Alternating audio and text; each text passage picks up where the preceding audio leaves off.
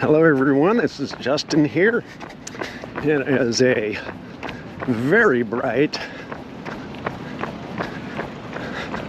late October day here in Palm Springs, California. You can slightly more humidity in the air than there has been the last couple of days, but still very dry and warm. But that's what happens when you're in one of the world's hottest deserts. So I'm here in Palm Springs for the capstone conference of a grant-funded project that made a lot of smaller awards to teams studying gratitude to God, the science of gratitude to God, as well as the philosophical and theological reflections on gratitude to God. I want to cross over here into the plaza.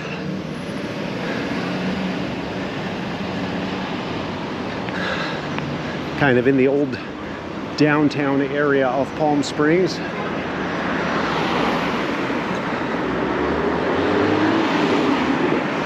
It's a weird little desert city here in Riverside County of California.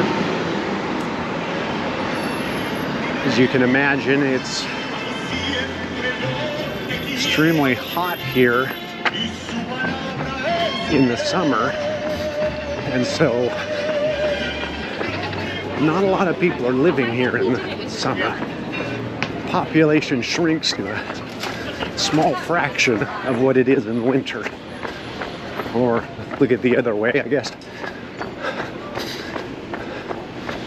A very touristy destination, especially in the winter months, and we're kind of on the cusp of the start of it all. Palm Springs has their own kind of walk of fame here that's I'm running over. Yeah, I'm gonna cross here. So I'm here for a Gratitude to God conference, research on gratitude to God. And it's kind of playing off of or springboarding from the general science of gratitude. And so some of the questions that have been occupying these teams of researchers for the last couple of years have had to do with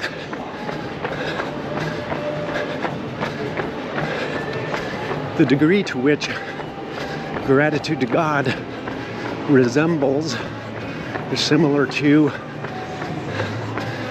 gratitude to other human beings, how it differs. Might also wonder, and people are wondering, about gratitude to other sorts of things, like gratitude to governments, gratitude to nature, nations, society, the cosmos. And whereas the psychologists and other scientists might wonder things like, well, what are the consequences of expressing gratitude to other humans, to God, to the cosmos? Do they differ?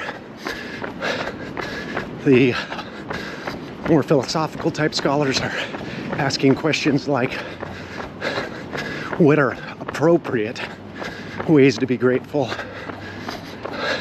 just because people do express gratitude to the cosmos or to nature or other non-personal things, is that an appropriate use of the term gratitude? Are those feelings of gratitude or dispositions toward gratitude, are they rightly aimed, or is that just confusion? Is it a trick, a mistake? A little bit like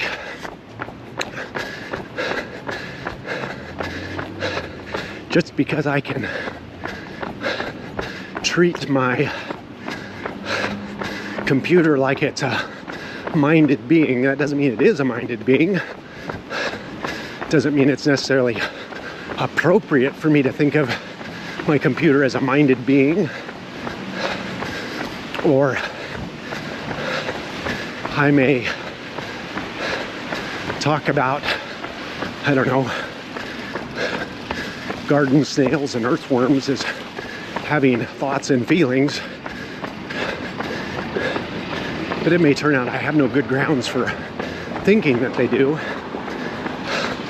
And so while my psychology gets triggered into treating them like personal agents with minds and so forth, maybe that's sort of a mistake.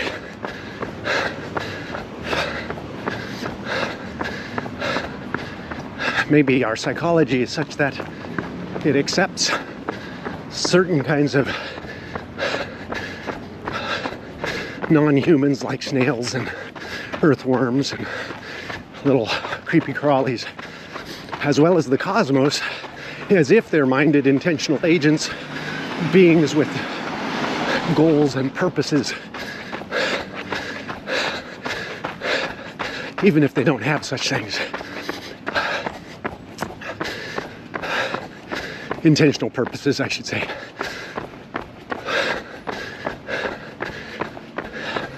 So these are some of the things we've been talking about over the last 48 hours as projects in these spaces. It's been interesting.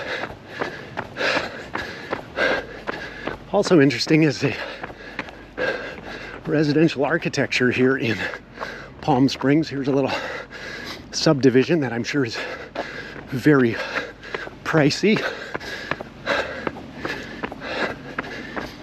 Notice the low water landscaping. As the name suggests, Palm Springs does have springs. That's why this area was settled by Native Americans way back when. And even though it's out here in the desert, you can kind of see that, well, when I'm not in the trees, you can see that straight ahead of me is a pretty formidable piece of rock, a mountain just jutting straight up. To the west of this little area, Palm Springs, such that the sun sets really early here. Or put another way, Palm Springs is in the shadow of this mountain, which gives it a little bit of relief from the summer heat. So even though it's hot here, it's not quite as punishingly hot as 10-15 miles to the east of here. So I suppose if you're wandering around the desert and you find this little area that has some natural springs, so a source of water, as well as a little bit of relief from the punishing sun's rays, either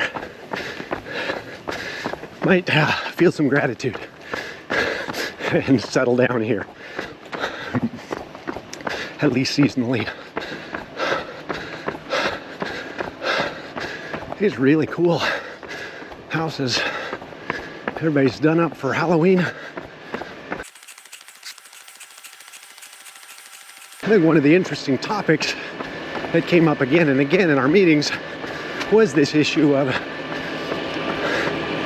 whether gratitude needs a someone or something that you're grateful to, not just grateful for.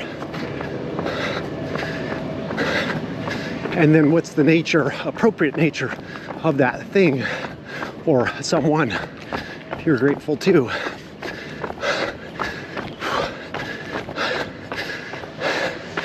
So, North Lichen Trailhead, here's where I am. Allegedly this is a moderate trail. We'll see what I think about that. Hi there.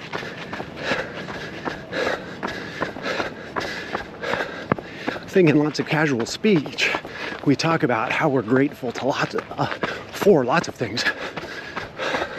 Grateful for my life, grateful for my kids, grateful for my wife, grateful for my health, grateful for grateful for living in a country of relative security, safety. I have a lot to be grateful for, but and there's lots of research that shows that attitude of gratitude, that inclination to be grateful for lots of things, is associated with lots of positive psychological and physical health outcomes, general well-being, to the point that especially the psychologists who research this topic are almost, many of whom were at this meeting, are almost unanimous in the idea that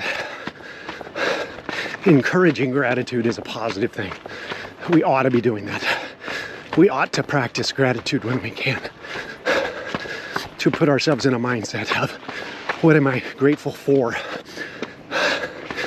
Experimental research suggests this really has some pretty good positive outcomes. If I can do things like take a few minutes each day or maybe 15 minutes a week to write down some things that I'm grateful for. This is not easy going. Not grateful for that. But it's given me some interesting views of the valley here. So it's good to exercise gratitude, or to put oneself in a state of reflecting on the things we're grateful for. But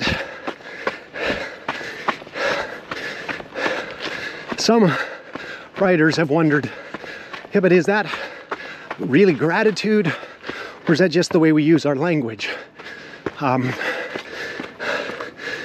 Do we just mean how we're pleased with our life? We are expressing appreciation. I appreciate that. I have all of these things. Doesn't gratitude require a someone that you're grateful to, not just things you're grateful for? Okay, did I lose the trail? Ah, here it is. So maybe there's a distinction to be made between appreciation, that, and gratitude too. So if there is, we might think another good gratitude intervention would be not just listing what I'm grateful for or appreciative of, but who I am grateful to, and maybe specifically why I'm grateful to those people or things.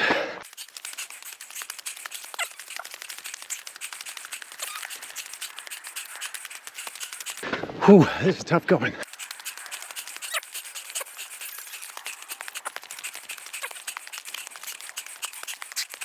Yikes! I think I'm just gonna go ahead and walk this tough part and hope it gets a little better. It's quite a climb, huh? Whew. The tricky thing about trying to determine whether gratitude should be directed at someone or something and not just gratitude for, it's a little hard to tell by just looking at people's reflections on their own experiences. Even very careful thinkers' reflections on their own experiences. Because, as we heard from many of the participants in this meeting, they find evidence either in careful thinkers or philosophical analysis or in empirical study, self-report surveys and so forth. Lots of people seem to express that they're grateful for without being grateful to. But there are, and so it looks like gratitude is this, doesn't need a someone. But is that right? Maybe it's the case, like with other areas of human psychology, in some ways our minds can be tricked. We grow so accustomed to the language of being thankful or grateful, in some cultural context at least, that we apply that more broadly than it's merited. Even when we mean something like, I'm pleased with, or I'm appreciative of, we say, I'm thankful for. So maybe our language is hiding something. It could also be, as was suggested in one discussion, maybe especially in certain cultural contexts, like in Europe and the United States, where there is a strong Christian history, that there's been this linguistic practice. There's an inherited Judeo-Christian view that behind it all is God. And so, much like saying adios or goodbye, which are short for something on the order of God be with you, God go with you, go with God.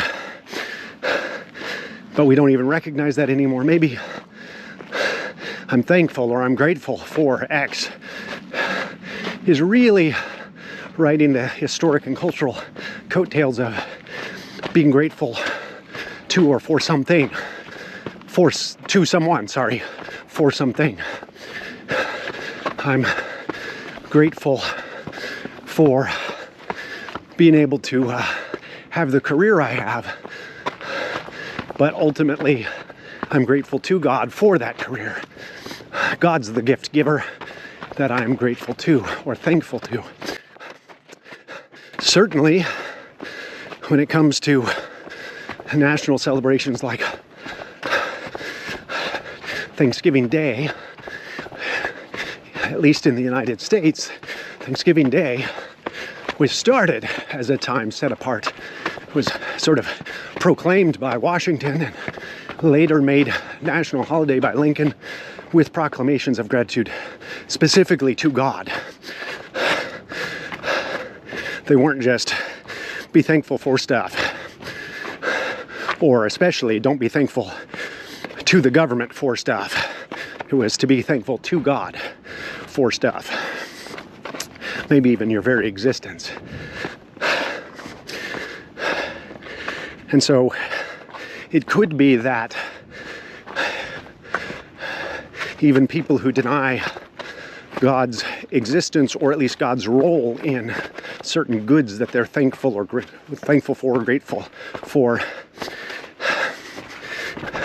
Really, they mean they appreciate it,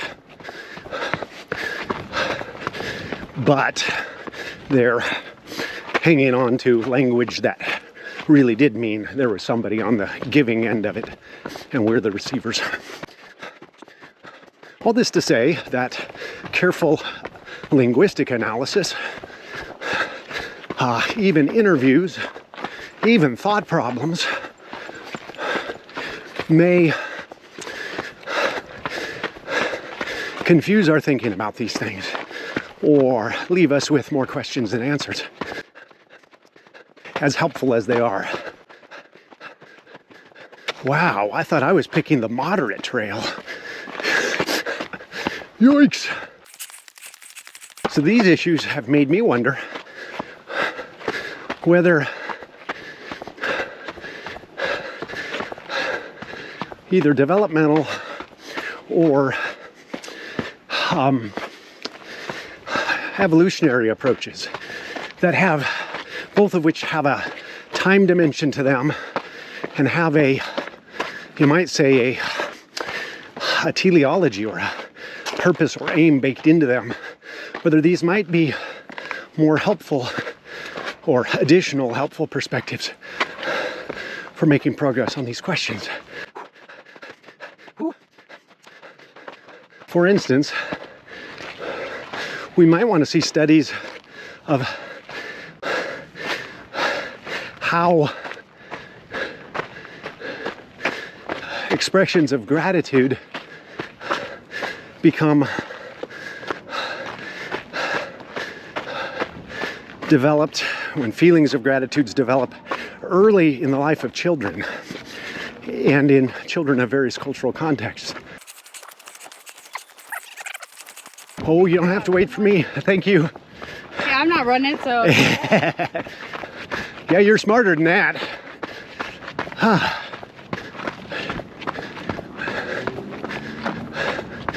Kind of a cool view out here in front of me. You can see the blank slab that's the airport, the Palm Springs airport. You can also see further into the valley here, lots of dust in the air, giving some evidence to how dry it is. And that wind is maybe picking things up a little bit. Whew.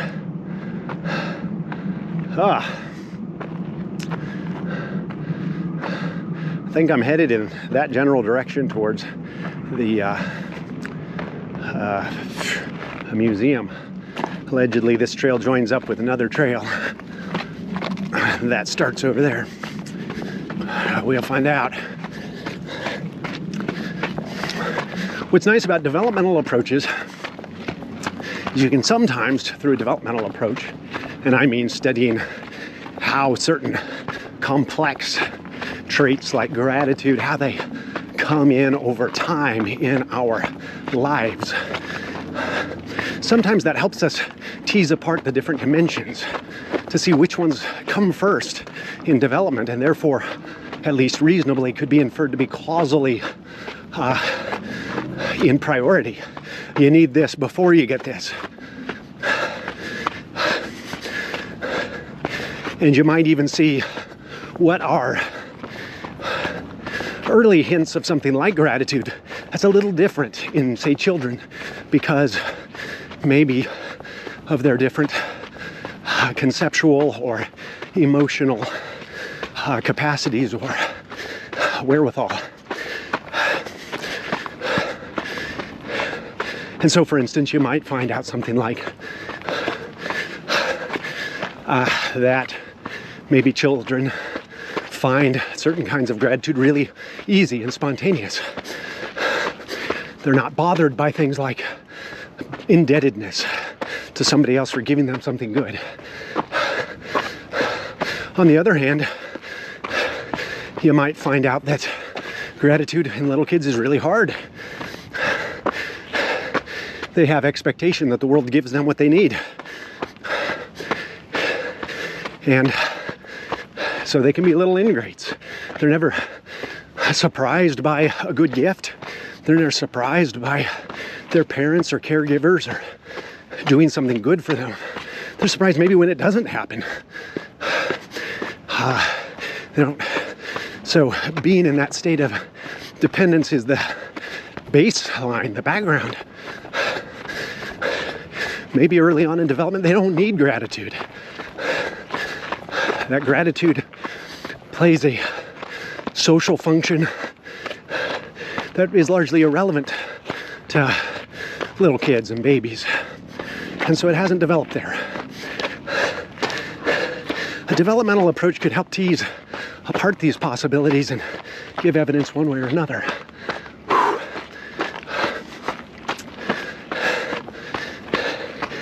I don't know.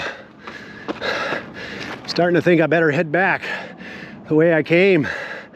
This is rough. I think, given that it's getting hotter and hotter, prudence dictates that I turn back. So I've already been out 30 minutes, and that's long enough to go out if I've got to go back the same amount of time. Yikes. There's Palm Springs. And you can see beyond Palm Springs is some pretty ugly desert. Not my favorite desert. I think some deserts have their beauty, but this bit of desert, not so much. I'm a bigger fan of the desert on the other side of the Colorado River in Arizona, the Sonoran Desert. I find the Mojave kind of frighteningly death-defying, or death-testifying maybe. Whereas the Sonoran Desert has a little more color, a little more interest in those really cool saguaro cactuses.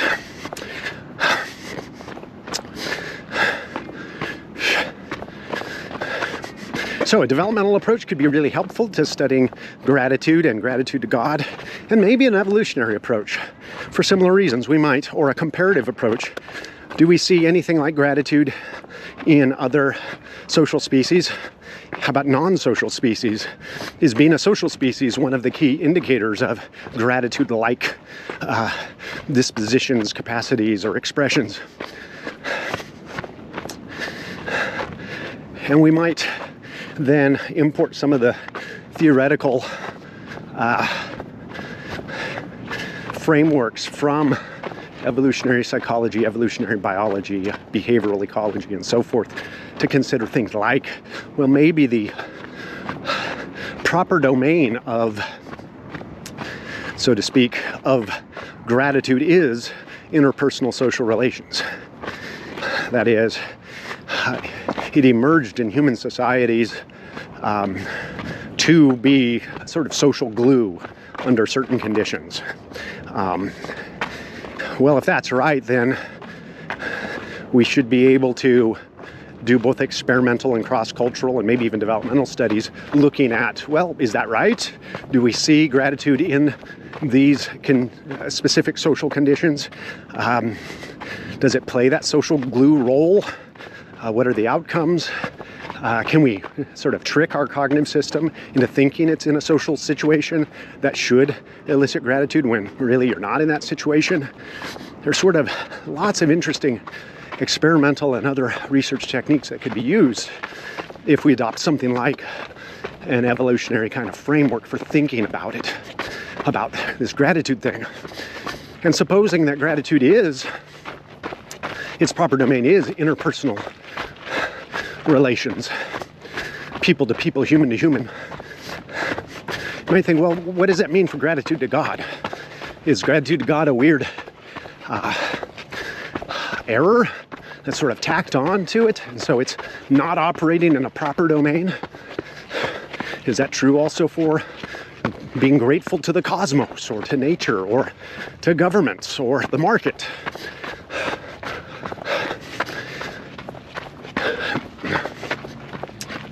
Or maybe it's the case that while gratitude first emerges as an interpersonal kind of glue So it works in person-to-person relationships of certain sorts under certain parameters.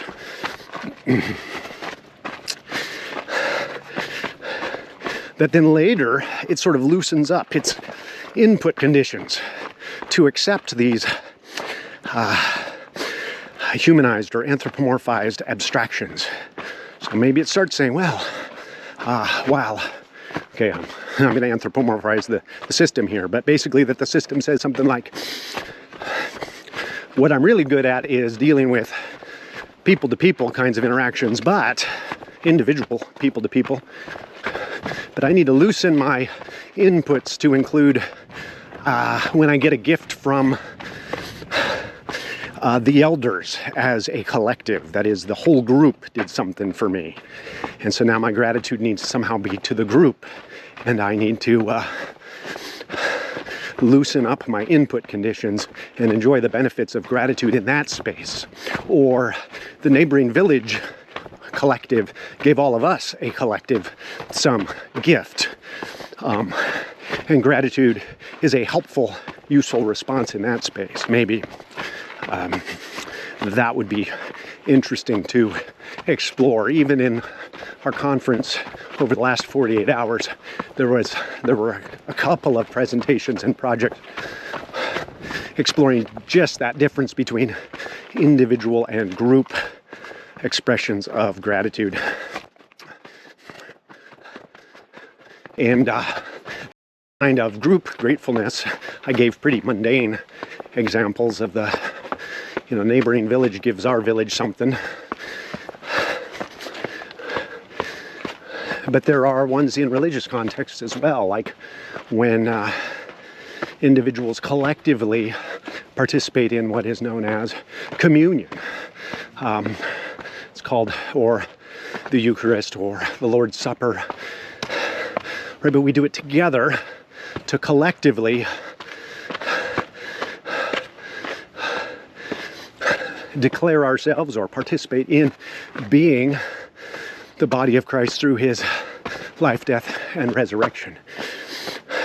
But that ritual, as Josh Cocaine's project pointed out, is collective gratitude. Even when the individual is operating in it, even when the individual, say, priest is officiating it, there's a presumed community dimension to it. I'm not saying my words, I'm saying the words given to me by the church, the collective body. I'm doing it with other people. We generally don't take communion by ourselves. We do it in corporate settings.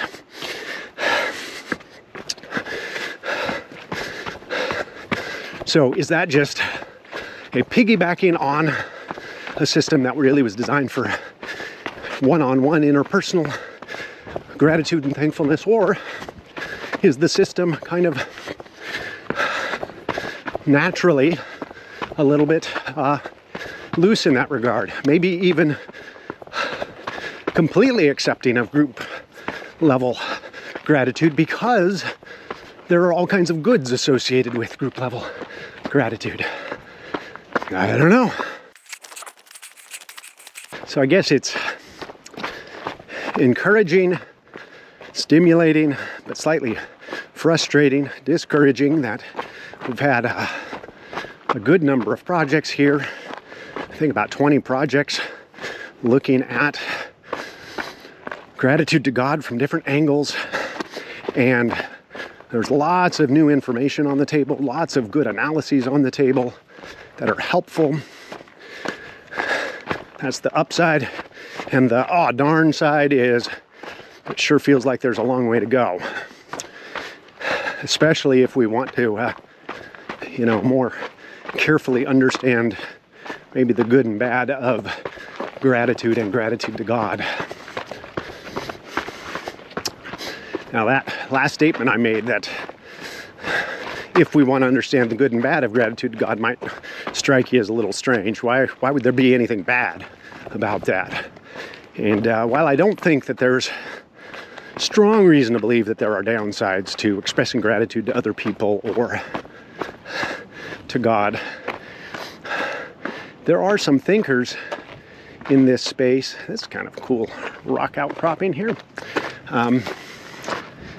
There are some thinkers in this space who do worry a bit that gratitude entered into too lightly or in the wrong context or with the wrong targets could have some downsides, including things like maybe accepting wrongs that they should be motivated to right, or not appropriately evaluating a situation to recognize that the thing and person maybe that they're grateful to actually meant them harm or means them harm and is manipulating through gratitude. And so maybe there's something like a need to be judicious in the exercise of gratitude, to practice discernment.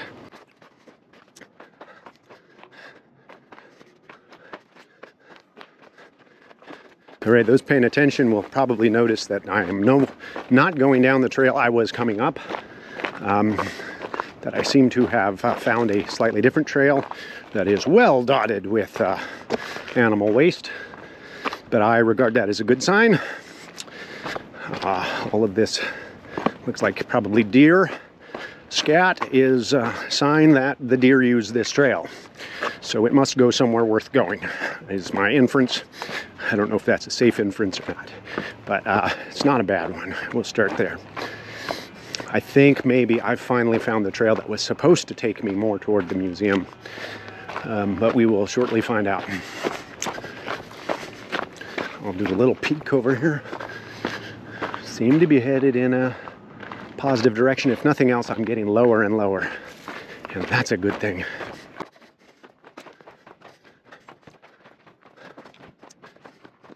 Now, with those little caveats about there might be some dangers, if you will, of being grateful too fast or to the wrong people or in the wrong situations, on balance, the empirical evidence to date anyway seems to suggest that being a person who moves toward grateful feelings and expressions easily is probably on balance a healthier person. And so and there's even some very dramatic instances of being focused on the people and things that you're grateful for to really boost well-being in some pretty powerful ways, even when people are feeling really low, they're in a bad place. And that notion of that somehow gratitude makes people passive just doesn't seem to be borne out by the research to date. That there's seems to be lots of evidence, some of it anecdotal, some of it more systematic, that grateful people, maybe even especially people who are grateful to God, are more likely to kind of pay it forward. They that generosity, care for others seems to follow. That when we are grateful, especially to someone who can't really pay back or doesn't want to be paid back, we still have an impulse to kind of discharge that, well, to act on that gratitude in a way that then we have to aim at others in pro-social and positive ways. And so gratitude to others, and maybe especially gratitude to God, or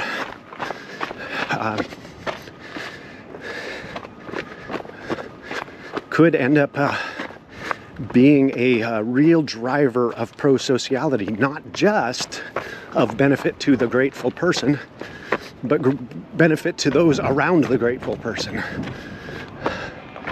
All right. This is cool. If I can find my way down, it's really cool. Fortunately, I'm seeing things I recognize.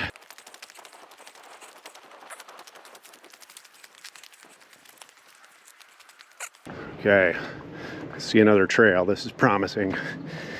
I mean, it's down a ways yet.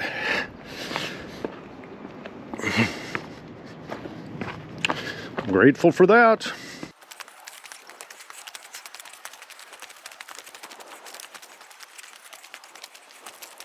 You know, looking out, seeing these solar panels on some of these houses, actually makes me think I'm a little surprised there aren't more. At least the old solar-powered water heaters on top of people's houses. Let alone solar panels. I kind of think of Californians as pretty enthusiastic about that sort of thing, and this is a place that only gets a few inches of rainfall every year, and it is sunny pretty much every day. I think they get well over 300 days of sunlight a year here, and probably more on the order of 330, 340. It's basically sunny all the time, so I think solar could be actually pretty practical here. And given the relative wealth and affluence of this area, you'd think that the startup cost for solar panels would not be too prohibitive. But I could have that wrong.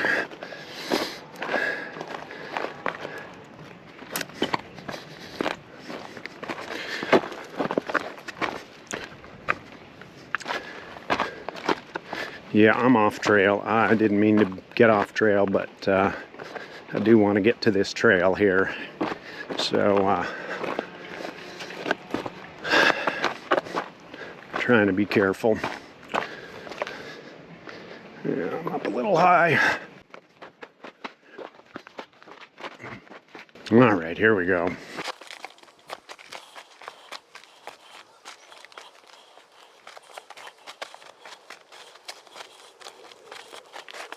Yay! Success!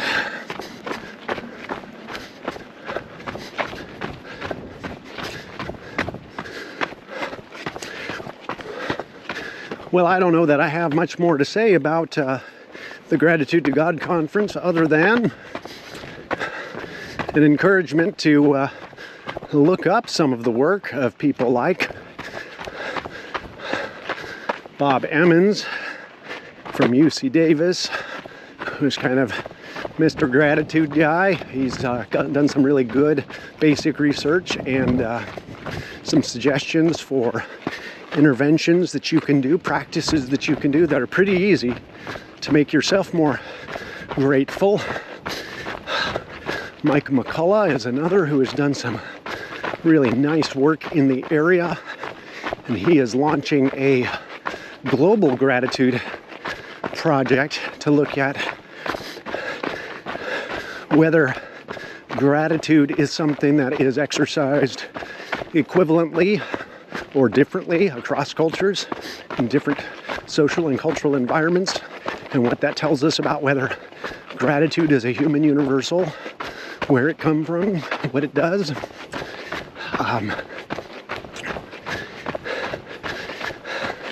I earlier mentioned Josh Cockane. He's developing a program. We made it down. There you go. Success.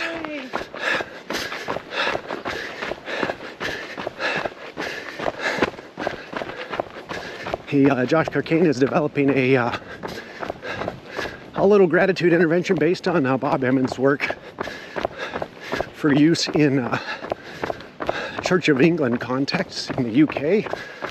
He's convinced from the research that these gratitude practices have such positive outcomes for mental health and well-being that they're worth putting in the hands of as many people as possible.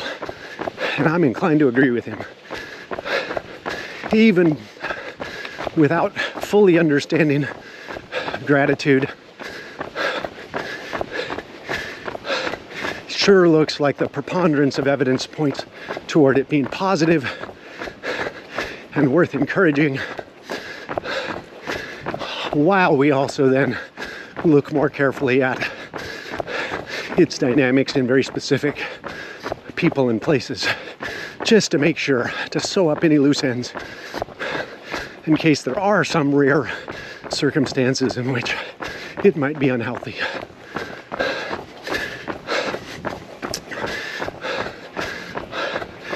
So I encourage you to look up that work. Group out of Berkeley, Science for the Greater Good, publishes a lot of work in these kinds of areas too. So that's worth checking out. Thanks for joining me on this run. I'm going to stop talking, but I'll keep the camera on so you can see little bits of Palm Springs. I'll run down the old main commercial drag so you can see what that looks like. And otherwise, shoot me questions at Blueprint 1543. We've got a connect email, connect at Blueprint 1543, where you can send questions or topics you'd like me to talk about. And I hope you join me on another run in the future. Thanks for running with me.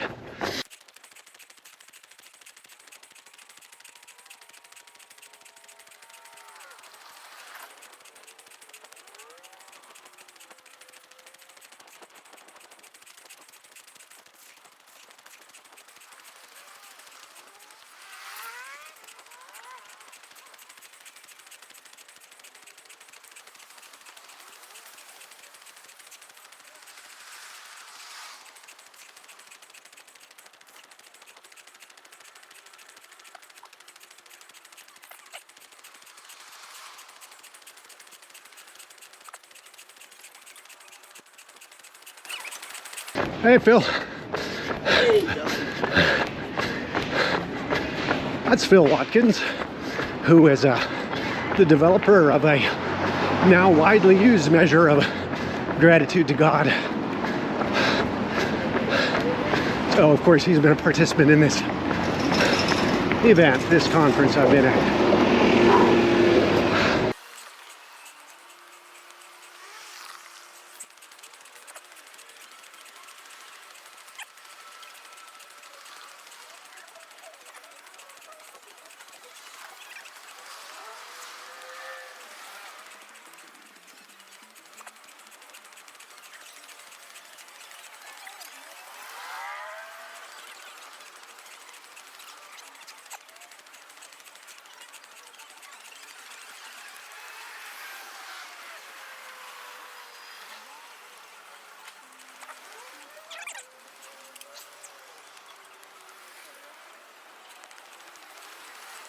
Well, looky there. Hi, Lucy. In case you didn't want to talk. Avert your eyes. Have some dignity and discretion.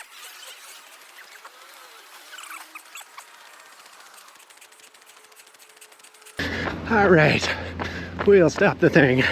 Thanks.